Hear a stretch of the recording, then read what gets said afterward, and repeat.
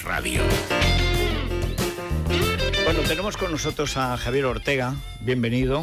Muchísimas gracias. Es el abogado de Vox y tenemos que felicitarle a él y a Vox por la iniciativa que gracias a él, y nos estaba contando además que gracias a mucha gente que de manera anónima está ayudando a Vox, a pesar de los obstáculos que ponen esas fianzas infames, lo que debería hacer la Fiscalía General del Estado, el abogado del Estado, todo ese dinero que se dedica al conde de Godó, pues debería dedicarse a perseguir el golpe de Estado, en lugar de financiarlo. Pero el caso es que lo que no hace el Estado, a veces los particulares, en este caso Vox, pues lo está haciendo. Y ayer se produjo el fenómeno, el milagro, los ciegos ven, los cojos andan, y Ford habla. Ford habló, porque... Y estaba realmente, como transmiten las agencias de prensa, afligido o fingía. ¿Es verdad que le echó la culpa a Trapero de todas sus fechorías? Sí, fue precisamente a preguntas de nuestra acusación popular cuando le dijimos, oiga, usted ahora está haciendo un reconocimiento de la Constitución, del Estado de Derecho, del cumplimiento de las resoluciones. ¿Qué hizo usted el día 1 de octubre? Porque era usted el consejero de Interior. ¿Fue usted a votar? Vaya ejemplo que dio usted a sus mozos. Y entonces cuando empezamos a preguntarle si el operativo que se había establecido para evitar que el 1 de octubre se cometiera una ilegalidad, es decir, para cumplir una resolución judicial, si había sido eficaz. Y entonces él empezó a decir que él no entraba en cuestiones operativas, que eso se lo dejaba a los uniformados. Y empezó a alargar balones fuera, que para eso estaba el mayor de los mozos, que él no tenía mucha... Y entonces decíamos, oiga, pero es que es usted el responsable político. Esto es algo que hemos empezado a ver desde que han ido pasando los días en prisión. Ha habido una conversión primero hacia el constitucionalismo, ¿no? Empiezan a acercarse a la Constitución, empiezan a reconocer que existe la Constitución, que existen los jueces. Yo les pregunto siempre, le digo, ¿pero usted reconoce a la Constitución? ¿Reconoce usted la jurisdicción de este tribunal ante el que se encuentra? Porque la realidad de los hechos ha sido que ustedes han negado el Estado, han negado la Constitución. Y claro, ¿qué pasa? Pues pasa que están a la desesperada para ver cómo salen de prisión y dirán lo que sea. No es creíble lo que están haciendo, evidentemente no es creíble, y sobre todo no se compadece con la realidad de la instrucción que es y las pruebas que son contundentes. Son pruebas inculpatorias gravísimas. ¿Cómo está el juez Llarena? Porque yo siempre lo escribí en El Mundo. Sí. Digo, mitad de llanto, mitad de pena. Primero porque escribe fatal, y luego porque lo de soltar a Forcadell diciendo que no se iba a dedicar a la política, esto es... O sea, se puede ser inocente, se puede uno caer de un guindo y luego caer de la cama que está en el suelo. O sea, no puede ser nadie tan inocente. Pero bueno, digamos que había hecho la parte fundamental y quiso aliviarse con Forcadell, que como es Piedra Pómez, pues inmediatamente volvió a lo único que ha hecho en su vida, que es la demagogia esa ridícula con esa voz de grajo que tiene ella. Pero el juez habrá escarmentado o picará en esta cuestión. Ya sé que esto es opinar, no es un hecho científico ni tal, pero los abogados, como estáis muchas horas, y los jueces, aunque se muevan poco, siempre hacen algún gesto que más o menos sabes por dónde va, y ha cambiado mucho el comportamiento de los acusados, también de la situación española. Han salido millones de personas a la calle con banderas españolas, es decir, también eso a los jueces les afecta. Eso... ¿cuál es la perspectiva puramente personal? ¿Qué es lo que opinas que va a pasar en este largo proceso que no ha hecho más que empezar? Porque a partir de aquí tienen que venir más procesamientos. Bueno, nosotros tenemos en este momento una posición muy optimista con respecto al procedimiento judicial, procedimiento que, por cierto, empezamos hace más de un año. La gente cree en general que esto ha empezado en el Tribunal Supremo hace 4 días. Nosotros realmente comenzamos en octubre del 2014 con la querella contra Artur Mas, continuamos con una querella en el Juzgado de Instrucción número 13, que es del que se ha podido rescatar toda la información, porque empezamos contra los ideólogos. Esto no hay que olvidarlo. Los ideólogos son Santiago Vidal, que era el asesor de Mundó, de Justicia, contra Luis Salvador Tenesa, asesor de Oriol Junqueras como secretario de Hacienda, y contra un personaje muy siniestro, que es el que ha creado toda la estructura, que es Carles Vive Pisuñera, a través del Instituto de Estudios Autonómicos. Allí comenzó la instrucción. Que fue medalla al mérito constitucional. Medalla al mérito constitucional. O sea, los ciegos ven, los cojos andan, y a los malos los premian. Estos son los cerebros de todo el entramado. Y a partir de ahí hemos tenido la suerte y Dios lo tenga en su gloria, porque la verdad es que ha hecho un servicio a España extraordinario, de tener al gran fiscal Maza. Maza, una extraordinaria persona con el que pudimos desde el minuto uno tener una magnífica relación y vimos que su posición ha sido determinante a la hora de dirigir la acusación pública en el mismo sentido. Había una coincidencia total desde el primer momento. Realmente el paso importante lo da cuando interpone la querella ante la Audiencia Nacional el Tribunal Supremo, aunque llevamos, ya digo, un año de instrucción, pero sin ese apoyo de la Fiscalía pues estaríamos en una posición difícil. ¿En qué situación o qué valoración hacemos del juez instructor Llarena? Pues muy favorable. Realmente es un juez que conoce muy bien la instrucción, nos ha demostrado en todas las vistas que tiene en su cabeza los más de 8.500 folios de pruebas que hay. Ayer demostró rápidamente, sin buscar papeles, cómo recordaba cifras, cómo recordaba personas. Es verdad que nos hemos opuesto a resoluciones que ha tomado, en este caso de modificación de una medida cautelar, por ejemplo, contra Forcadell, que no estábamos de acuerdo, pero confiamos en la instrucción que está haciendo, confiamos en que la resolución que va a salir de lo de mañana va a ser mantener en prisión a esta parte tan preocupante de los golpistas. Los Jordis y Font eran la fuerza, eran la violencia, eran la coacción, y entonces es muy importante que estos sigan en prisión. Así que estamos muy satisfechos en cuanto al papel de la Fiscalía, muy satisfechos, y muy satisfechos hasta el momento, no solo de la posición del instructor, sino el otro día la Sala de Apelaciones, que es muy importante sus resoluciones, nos demostró que está en la misma línea. Y perdón, para no extenderme demasiado, pero para que quede claro cuál es la línea. La línea que venimos manteniendo desde hace más de un año y que se está corroborando no solo en las pruebas magníficas que está aportando la instrucción de Guardia Civil y Policía Nacional, sino en las resoluciones judiciales. También la jueza Lamela hizo en el Juzgado Central de Instrucción unas resoluciones extraordinarias. No tanto así el Tribunal Superior de Justicia de Cataluña, todo hay que decirlo, que ha tenido paralizadas las causas, donde también tenemos 2 querellas contra la Mesa y contra el Gobierno. La clave del asunto está en que se haya admitido, tanto por Fiscalía como por el Tribunal Supremo de la Audiencia Nacional, que no nos encontramos ante hechos puntuales, que nos encontramos ante una organización delictiva con una hoja de ruta perfectamente diseñada, perfectamente trazada. Es una operación de golpe de Estado donde cada uno tenía su papel perfectamente diseñado y donde la importancia de cada pieza era fundamental en relación con las anteriores. Por tanto, hoja de ruta dentro de una organización delictiva. Y esto es lo que, por suerte, en estos momentos podemos decir que esa tesis ha sido aceptada por el Tribunal Supremo, por la Sala de Apelaciones y por el juez instructor. Bueno, reparto juego. Podéis preguntar solo una cuestión, una pequeña cuestión. ¿Por qué el único que parece que no se da cuenta de esto es el Gobierno? Antes estábamos comentando que ayer lo conocemos hoy, aparece en la prensa hoy, pero nos ha contado antes Alejandro Vara que esto viene de diciembre, desde hace ya unas semanas.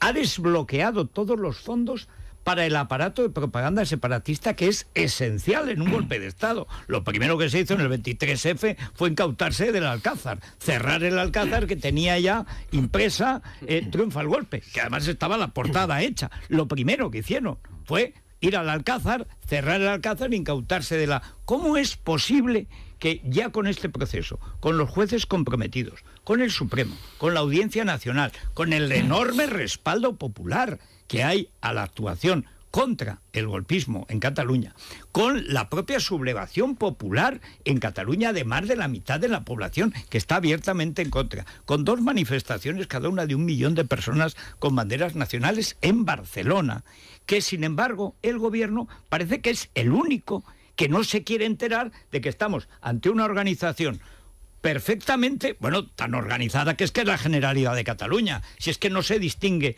la institución del golpe de Estado, es que el golpe de Estado lo está dando la Generalidad de Cataluña con eso que llaman la sociedad civil catalana, que son los pesebres con dinero público de la ANC, del Òmnium, de los medios, pero sobre todo de los medios de comunicación, la televisión, en Internet y los medios de papel.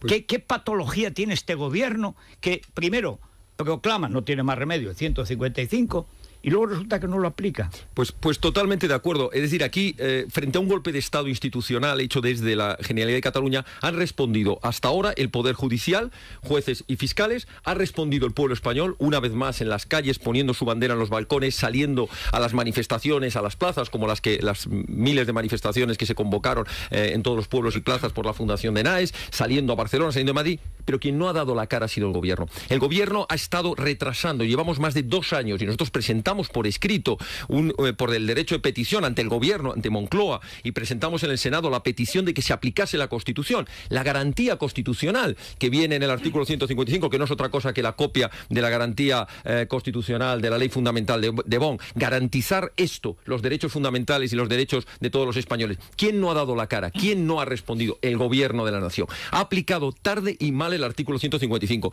un 155 que lo ha aplicado deprisa y corriendo, que no ha dado tiempo a controlar el golpe de Estado, controlar las instituciones catalanas, para 55 días después meterse en unas absurdas elecciones que no tenían ningún sentido.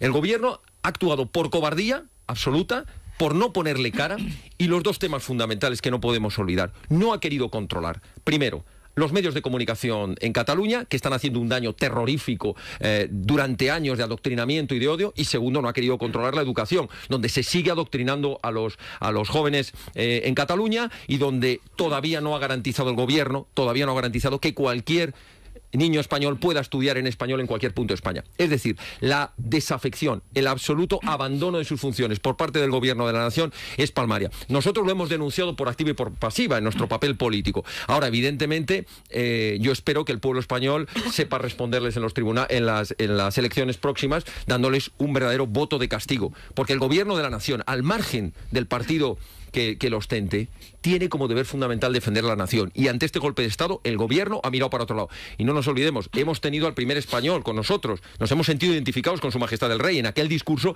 en el que nos aunó. Yo he oído hasta personas que eran republicanas y dicen, yo me he vuelto monárquico escuchando a Su Majestad, porque ha dado la cara. Bueno, cosa que el gobierno no ha hecho. Porque el gobierno y la oposición estaban paralizados por completo ante el golpe. Es más, salió la vicepresidenta, ahora presidenta de la Generalidad de Cataluña, diciendo que no había pasado nada, que se mantenía la legalidad, que había fracasado el golpe, y llevaba la cara así de bofetadas. O sea, es decir, que estaban, y fue a hablar el rey, y pocos días después estaba, 1 millón de personas en Barcelona. A ver, buenos días. Yo le quería plantear 2 cuestiones. La primera es que saber si han tenido ustedes conocimiento de esos documentos que los Mossos d'Esquadra trataron de destruir en un crematorio, y en el último instante la policía, afecta a la legalidad, consiguió impedirlo. Entonces esa documentación está siendo analizada. Por ahí hemos sabido que fondos del FLA han sido utilizados para financiar el golpe. Pico, sí. Pero eso es un documento entre miles. Quería saber si han tenido acceso a conocimiento de esa información, y eso sí les ofrece material para ampliar las querellas. Es la primera cuestión. La segunda, yo personalmente tuve un intercambio, no epistolar, pero por Twitter, ¿no? Epístolas virtuales con Santiago Abascal, el líder de su partido, y yo le propuse, se lo propuse antes a algún amigo de Ciudadanos, que, en fin, creo que no consideraron la posibilidad, pero yo le propuse a Santiago Abascal una iniciativa legislativa popular para prohibir que los condenados por rebelión o sedición, no por prevaricación, como dice Ciudadanos, por rebelión o sedición, no puedan ser indultados por el Consejo de Ministros. ¿Van a hacerlo? Las 2 cosas son así. Primero, la documentación que se ha incautado gracias a una actuación excelente, una vez más, de la Policía Nacional y Guardia Civil, donde los Mossos decían que era papel que iban a reciclar, papel de archivo. Que tuvieron que tirar de pistola, que estaban dispuestos a quemarlo hasta que llegó la orden judicial con la mano en la pistola, porque los otros sabían lo que querían. Sabían lo que había. Ahí hay una documentación importantísima. Nos ha llegado una parte, todavía se está analizando. Esto lo paralizó un auto de la jueza Lamela, que paralizó la destrucción de esos documentos. Y es importantísimo porque, como muy bien adelantaba, ahí hay documentación sobre la financiación que se ha desviado de fondos públicos, porque detrás de todos estos delitos de rebelión y sedición hay un delito clarísimo que está perfectamente acreditado en estos momentos. Las estimaciones iniciales eran 400 millones de euros, lo que había una desviación de presupuestos. No está localizado todo. Se están pagando fianzas, se están pagando viajes a Bélgica, y sobre todo ha habido una desviación de fondos de los presupuestos. O sea, malversación de caudales públicos. Es un delito que va a ser muy importante. Ojo, que tiene hasta pena de prisión de 12 años. Es decir, que esto, como lo de Al Capone, a lo mejor algunos pretenden escaparse con indultos y con otra serie de negociaciones, como nos están planteando, pero oye, lo de meter el dinero en la caja pública, eso no es tan fácil de justificar. Y luego la segunda cuestión, la iniciativa legislativa. Tenemos 2 que se están trabajando en estos momentos. De hecho, ayer en el Comité Ejecutivo Nacional se vieron los borradores de las 2. Una es una iniciativa legislativa popular para promover la imposibilidad de que pueda haber indultos por todo este tipo de delitos que atentan claramente, no solamente los temas de corrupción, temas de sedición y rebelión, por supuesto temas de terrorismo y otra serie de cuestiones. Y otra iniciativa es para solicitar la ilegalización, que se modifique la legislación de partidos para que no pueda haber en España partidos secesionistas. Y esto que algunos nos quieren tachar a veces de que esto es perseguir las ideas, esto es antidemocrático, mire usted, en la legislación alemana, la ley fundamental de Bonn, el artículo 22 deja bien claro que cualquier partido que atente a la unidad federal, y esto que es un país federal, que no es una nación como España, ¿no?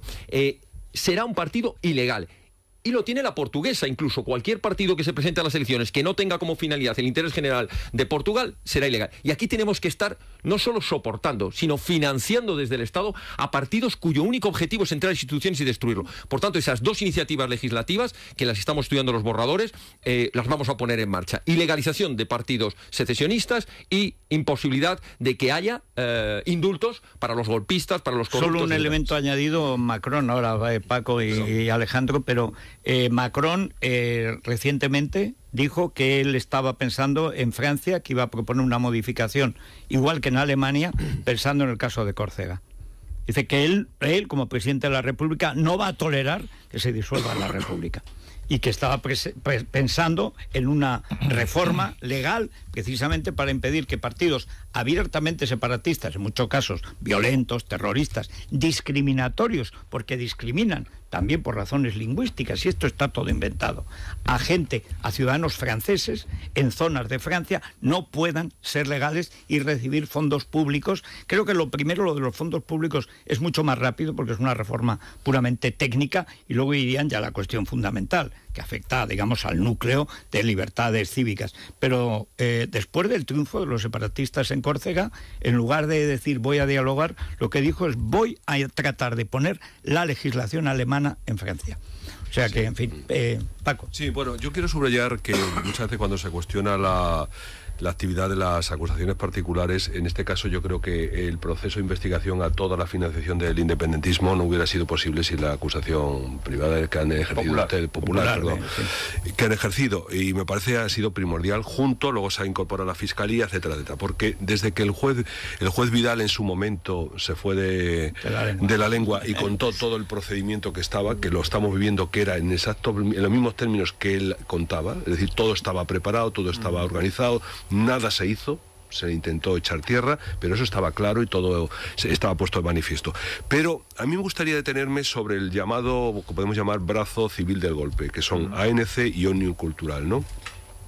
Ayer, tanto los portavoces de uno y otro subrayaron que ellos son organizaciones pacifistas, que lo único que hicieron calmar cuando se produjo la concentración a las puertas de la consejería del señor Junqueras, cuando, vamos, lo que se hizo es impedir que la actuación judicial, y bueno, vimos el episodio aquel de la secretaria que tuvo que pasar a través de un ático a un teatro y salir por el teatro, en fin, todos los entorpecimientos, pero ellos dicen que no, que hicieron una labor pacifista, etcétera.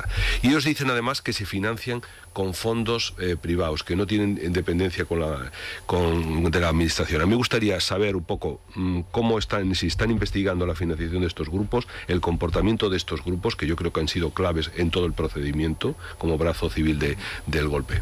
Pues sí, evidentemente, dentro del documento Enfocats, que es la hoja de ruta de la que se ha descubierto, y la agenda privada de Jové, que era la mano derecha, secretario general de Oriol Junqueras, el vicepresidente, se ha podido ver que forman parte del entramado de la organización golpista, tanto la ANC como Òmnium Cultural, con los que ya tuvimos, por cierto, algunos enfrentamientos desde el punto de vista judicial, que les costaron una multa, la multa más grande que ha puesto la Agencia Española de Protección de Datos, porque fuimos a por ellos cuando hicieron aquella campaña, que no sé si recuerdan, de ahora es la hora, en que iban portal por portal llamando a ver qué vas a hacer en el referéndum, vas a votar o no vas a votar. Sí. Bueno, esto conseguimos descubrir, se hizo un registro en sus oficinas y tenían todos los datos fiscales y todos los censos de todos los catalanes, en fin, bueno, que son una organización ya con historia delictiva. Y evidentemente son parte del entramado, evidentemente ellos aparecen ahora como pacifistas, le recordamos todas las actuaciones, todos los memes y todos los Twitter en los que alentaba a ir a hacer, no un escrache, no, a impedir una actuación judicial que ellos sabían además que ha sido fundamental, porque dentro de los documentos de la Consejería de Hacienda y Vicepresidencia del Gobierno es donde sabían que había toda la cuestión económica, los contratos, claro, las urnas, el tema del dinero, el tema de la financiación. Evidentemente, ¿qué línea está abierta? Bueno, pues no hará ni 3 días que una de las peticiones que le hicimos al juez instructor del 13, la Fiscalía ha informado favorablemente, ha dicho que se remita al Tribunal Supremo y la tenemos abierta en 3 direcciones. Por un lado, a través de Policía y Guardia Civil, y por otro, a través del SEBLAC, del Servicio de Blanqueo de Capitales del Banco de España. Porque no es creíble, ya hay un informe de la Guardia Civil que dice que no es creíble todo el dinero que dicen que han recaudado vendiendo pins y camisetas, que es lo que dicen ellos, ¿no? Y con el famoso Fondo de la Solidaridad, que es un fondo sin fondo, que cada vez que hay que poner una fianza, al día siguiente sacan 150.000 euros, sacan 2,5 millones para Artur Mas, es decir, es un fondo ilimitado. Sabemos que a través de esas, yo le pregunté directamente a los dos, lo negaron, dijeron que no han recibido ningún fondo público, pero ya sabemos que directamente no, pero que habrá alguna forma en que se va a localizar. Y ellos saben, cada vez que tocas el tema económico se ponen muy nerviosos, enseguida todos sus tentáculos en las redes nos llaman de todo, porque sabemos que ahí estamos tocando materia sensible. Así que tarde o temprano podremos poner encima de la mesa los datos de dónde ha salido el dinero, que por cierto habrá salido seguro del bolsillo de todos los españoles, porque seguro que viene de fondos públicos. Y son organizaciones muy peligrosas, porque son organizaciones creadas para ser el tumulto callejero, es decir, la presión en la calle, el golpismo en la calle, en esas gigantescas manifestaciones que parece que se hacen de manera, como dicen ellos, espontánea. Sí. Detrás hay televisiones, fondos, etcétera. Solo muy brevemente, usted nos tranquiliza que usted tenga confianza en el Supremo y en el juez Llarena. Todos en ese sentido estamos un poco en esa misma posición. Bueno, sobre todo porque él lo ve. Lo ve, porque claro, ahí es donde yo que ya no creo nada, porque después del juicio del 11M no creo nada. No vimos nada. Y después de la COPE no puedo creer ni en el más allá. Pero al final, el que ve todos los días al juez es el abogado y el fiscal. No, y fue muy importante la resolución de la Sala del Supremo el otro día, la Sala de Apelaciones. Sí, la Sala de Apelaciones, porque va en esa buena línea. Y luego lo de Maza, que parece que es que la muerte de Maza hasta ha cambiado a Zaragoza, a Vladivostok, el gran traidor del 11M, que en cambio el otro día tuvo un comportamiento que parecía un pelotari de los del siglo XIX. O sea, estuvo implacable. Sí. Es que parecía Maza redivivo. Sí. Uno de los mejores informes de Fiscalía, de verdad, sí. Y yo no me lo esperaba, sinceramente lo digo. Yo también estoy recuperando la confianza en la Fiscalía y en la... Bueno, yo la recuperé cuando conocí al juez de instrucción del 13, un hombre valiente, 72 años, que pidió la prórroga en la justicia, porque es su último caso, que ahora tiene clarísimo. Baja, ¿no? Acaba de reincorporarse, tiene una peritonitis. Pero la pregunta era, ¿cómo cree que va a terminar toda esta historia? Quiero decir, porque lo que se da a entender es que va a ser conspiración para la rebelión. Al final, la sentencia será en esa línea, y no por rebelión o sedición, es decir, no 30 años a toda la cúpula del golpe, sino que se va a quedar en 5, 6 o 7 años. Eso es más o menos lo que se está haciendo llegar. Ustedes que están allí, ¿cómo lo ven? Porque en el Supremo hay distintas Yo en estos momentos es muy difícil aventurarlo, estamos todavía en fase de instrucción, pero evidentemente van a ser condenas de muchos años de prisión. Tenemos que darnos cuenta, hemos hablado hace un momento de prevaricación, tiene unos delitos de 10-12 años de prisión, tenemos rebelión, tenemos malversación de caudales, tenemos si se tiene, porque vamos a ver si al final tenemos o no tenemos rebelión, elementos suficientes. Por ejemplo, ayer yo les destacaba a los periodistas en la puerta 2 elementos muy importantes en el reconocimiento de los 3 que declararon, muy importantes. Reconocimiento de que se había producido violencia, algo que hace muy pocos meses nos negaban, y que ha habido ilegalidad. Ese reconocimiento son los tipos penales básicos necesarios para la rebelión, por ejemplo, y para la prevaricación y el delito de desobediencia. Es decir, van a ser penas, o confiamos en que sean penas, de muchos más años. No sé si llegaremos a los 25 años de la rebelión, pero nos quedaremos en penas de bastantes más años. Ahora, ¿qué es lo que nos tiene muy preocupados a nosotros? El otro componente, que no es el componente político. porque no hace más que insistir en todas sus declaraciones que ahora estamos en una nueva etapa, que se abre la etapa de la estrategia, de la negociación, del pacto, y nos tememos que va a entrar la componente política, que algunos ya están hablando de indultos, a algunos ya se les escapó, que hay que hablar de indultos, que hay que tender puentes, que hay que buscar encajes. Esa es la parte que nos preocupa. Yo en estos momentos no estoy preocupado ni por el papel de la Fiscalía ni por el papel de los jueces, que he visto sólidas sus resoluciones, les he visto convencidos en sus ayer las preguntas del magistrado eran buscando las contradicciones del teatro que nos estaban montando allí pacifistas, que solo les faltaba pobrecitos, un pellico y venir con un callado y unas albarcas y pedir a alguno de sus abogados más o menos que el reconocimiento al Premio Nobel de la Paz, porque no les quedaba nada más. Pero bueno, se lo dieron a Le Duc Tho, que era el Vietcong, o sea que puede ser, todo es posible. Pero la verdad que la parte que nos preocupa es la parte de la negociación. Aquí hay dos temas de negociación. Una, intentando ir a indultos o han intentado. Esto nos consta, han intentado presionar a la Fiscalía y no lo han conseguido, pues irán a la otra vía, la vía de la puerta de atrás de los indultos. Y la otra parte es la de la concesión de la negociación en la reforma constitucional para meternos por la puerta de atrás a los españoles, la plurinacionalidad, el Estado federal y otra serie de cuestiones. Pero eso ya es un debate no jurídico, sino político. Y el episodio este que no está muy esclarecido de una supuesta persona que en nombre del señor Puigdemont intentó llegar al juez Llanera para intentar hablar con él y alguna labor de intermediación para ver cómo podía regresar a España. ¿De eso saben ustedes algo? No sé nada. No, yo lo único que le puedo trasladar de fuentes directas es que sí están recibiendo presiones importantes, tanto el juez instructor como las recibió en su día el fiscal Maza. Con esto creo que no estoy revelando nada. ¿Presiones que vienen de qué lado? Del gobierno. Claro, del único sitio que pueden venir. Del gobierno. Evidente. Pero presiones directas, es decir, nosotros el fiscal más llamadas telefónicas, hombre, comprenda usted que estamos en otra época, que hay que ver esto de una solución, que nos complican ustedes la situación. Volvemos al diálogo. Mira, yo cuando he visto que vuelven a darle dinero al Conde de Godó, al Punto Avui y a la VilaWeb, dice, bueno, ya están rendidos otra vez. Pero, ¿por dónde van hoy los oyentes, Vanessa? Pues tengo que hay preguntas para Javier Ortega, seguro. Y muchísimos mensajes de apoyo a la labor que está ejerciendo Vox. Le preguntan, si os parece, avanzo una de esas preguntas. Si Vox estuviera en el gobierno, ¿la situación en Cataluña habría llegado hasta este punto? Después de la pausa nos la responde Javier Ortega. Es la mañana de Federico, con Federico Jiménez Los Santos.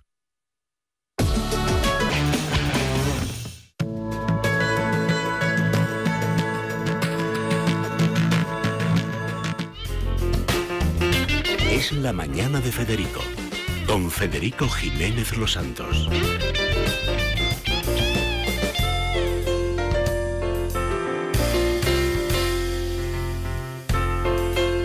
Bueno, vamos con esas preguntas de los oyentes, Vanessa. Quieren saber qué puede hacer Vox desde su posición para evitar que el gobierno siga financiando a los medios independentistas, y también hay muchas preguntas sobre cómo les pueden ayudar económicamente, sobre todo en ese proceso judicial contra los Jordis. Bueno, Señor Ortega, si Vox estuviera en el gobierno, ¿habríamos llegado a esta situación en la que estamos con Cataluña?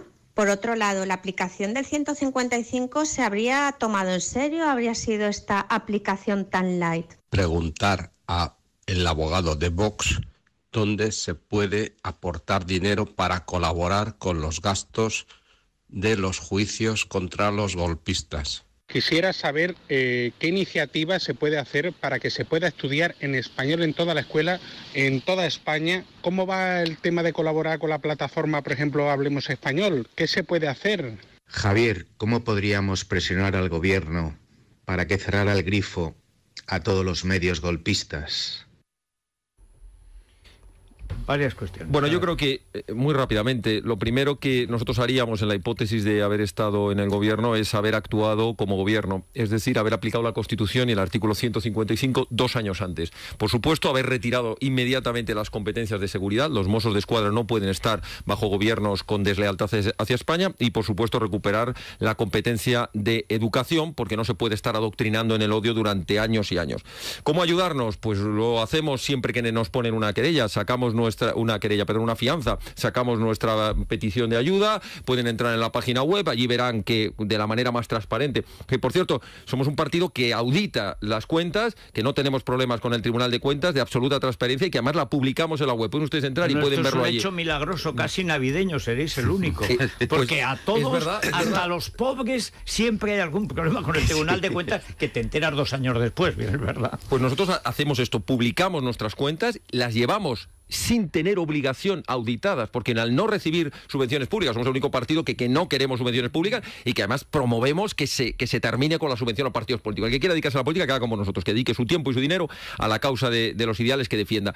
Entonces, presentamos las cuentas del Tribunal de Cuentas. No hemos tenido, desde que empezamos, hace 4 años, pero ni una coma del Tribunal de Cuentas. Tercero, la plataforma Hablamos Español, nuestra estructura provincial ya está poniendo mesas en la calle para apoyarles a la recogida de firmas, que ya llevan una buena cantidad, porque es una iniciativa que apoyamos desde el primer momento, igual que apoyamos la de equiparación salarial, que también equiparación salarial de Guardia Civil y Policía Nacional, que también estamos apoyando la recogida de firmas. Y en cuanto a cómo denunciar, que decía un oyente, cómo denunciar el dinero que se está trasladando a los partidos golpistas, bueno, en fin, yo creo que la denuncia pública y a los medios de comunicación, pues hacer lo que hace esta casa, ¿no?, que es denunciar públicamente, que eso es una vergüenza y que tendría que cortarse el grifo a quienes tienen como objetivo principal un golpe de Estado contra España. Bueno, pues muchas gracias, Javier Ortega, gracias también a Vox por esta iniciativa, y además yo también creo que como últimamente los jueces y los fiscales, ante la ausencia de gobierno, con el pueblo en la calle, el rey a favor del pueblo, es que es una cosa rarísima, que se produce cada 2 o 3 siglos en España, pero se ha producido. Hay un vacío evidente de poder, incluso de poder malo, de poder en la presión. Es decir, la presión del gobierno ahora es mucho más débil de lo que lo hubiera sido hace un año. Es decir, es un momento para que las iniciativas particulares, sean de partido, sean de personas, sean de grupos. Me asombra que asociaciones de abogados, que asociaciones de jueces no participen en la defensa del orden constitucional. Bueno, es lo contrario. Colegios de abogados de Barcelona, colegios de abogados van en otra dirección, y colegios de periodistas que se dedican a combatir las libertades. Pero que al menos haya un partido o más y que haya asociaciones cívicas, que las hay, y grupos que viven de sus fondos y que ayuden a esto. Porque creo que este es un proceso largo. Esto no se va a sustanciar ni en este juicio, ni en varios juicios.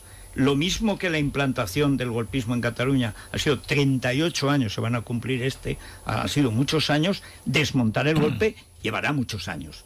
E imponer los derechos cívicos de españoles libres e iguales ante la ley costará mucho tiempo. Por lo tanto, toda iniciativa en ese sentido es muy bienvenida. Bueno, y por supuesto, pues esta casa está defendiendo lo que hemos defendido siempre. Pues me gustaría agradecer la invitación. Me he sentido como en casa, y lo digo sin que pueda parecer una frase hecha, porque yo todas las mañanas empiezo el día escuchando este programa, con lo cual pues me he sentido como en casa escuchando el programa, pero en directo. Y me gustaría terminar con una cuestión que la digo también de corazón. Esta iniciativa que estamos haciendo no es una iniciativa para el partido político Vox. Yo le digo a los abogados que están colaborando, el equipo de 18 abogados que tenemos en España, que de manera altruista están trabajando en esta causa, tenéis que tener en cuenta que no estáis trabajando para un partido político. Estamos intentando defender lo que creemos que la inmensa mayoría de los españoles defienden. Estamos intentando defender una causa que es una causa común, que es la defensa de la legalidad, del Estado de Derecho y de que no nos roben lo más importante que tenemos, que es España. Así que muchas gracias a este programa y muchas gracias por la voz que nos habéis dado. Bueno, pues una pausa. Es la mañana de Federico, con Federico Jiménez Los Santos.